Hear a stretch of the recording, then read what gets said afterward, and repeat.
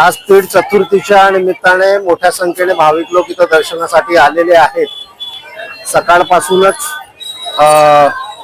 मोठ्या संख्येने भाविक येत आहेत।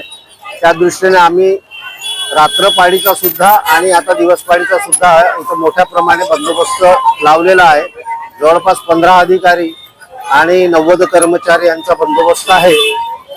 जे भाविक येतील त्यांचे पर्स, मोबाईल किंवा इतर वस्तू त्यांनी स्वतः व्यवस्थित जतन करून ठेवावे। इतर वेळेस पोलीस, साध्या विषयातील पोलीस नजर राखून आहे, अशा समाजकंटकावर पण नजर राखून आहे। कोणी खिसे कापू किंवा चोरी करते त्यावरही आम्ही नजर राखून आतापर्यंत कुठली घटना घडलेली नाही आहे। परंतु स्वतःच्या मुद्देमालाचं जतन स्वतः भाविकांनी करावं।